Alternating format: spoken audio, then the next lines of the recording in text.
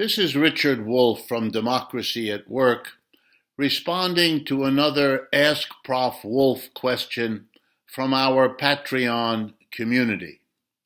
This one comes from Amy Sowers, and it asks about whether I support pro-democracy demonstrators in Hong Kong or what she refers to as the authoritarian and anti-democratic government of China.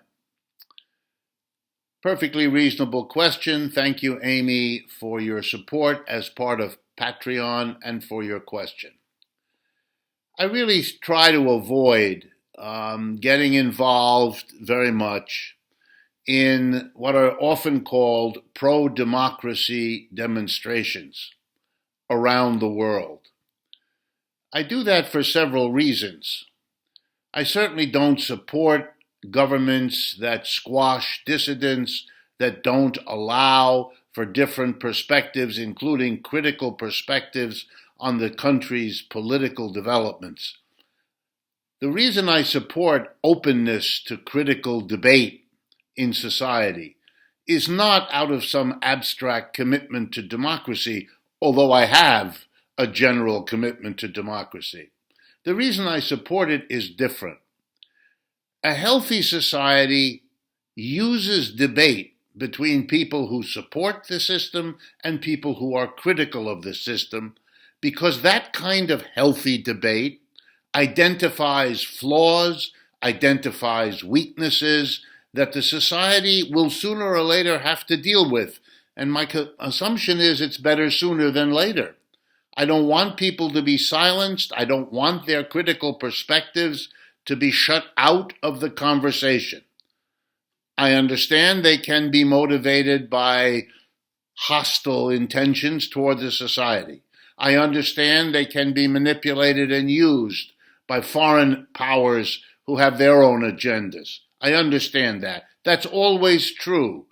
But my judgment is, even if there's some of that going on, it's still better for a society to allow critical thinking and critical perspectives than not to.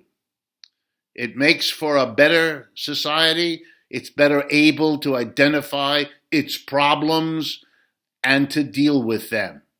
If you don't allow criticism, then you are going to lose the opportunity to identify your flaws and weaknesses before they overwhelm you.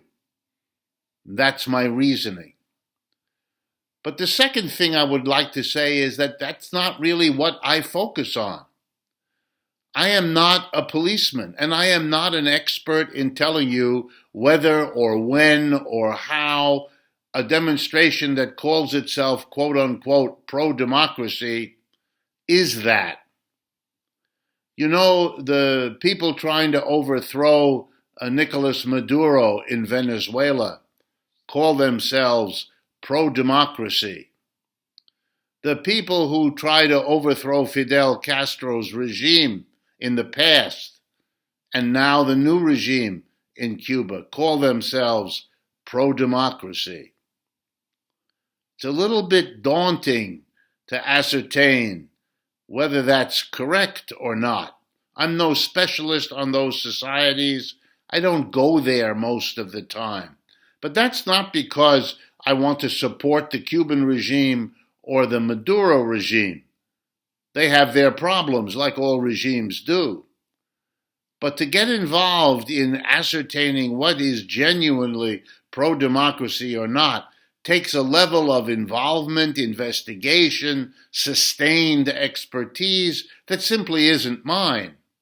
But that's not because I want to hide a difference of opinion or not face realities. It's not the case at all. I don't support repression of dissent, neither in the People's Republic of China nor anywhere else, because I don't think it's in the interests of a better world, of an improvement in those countries where that is being done as well. I hope that understanding is clear and that Amy Sowers will see the perspective that I bring to such questions. And I want to thank her again and to express my usual appreciation for our Patreon community's support, enthusiasm, and interest.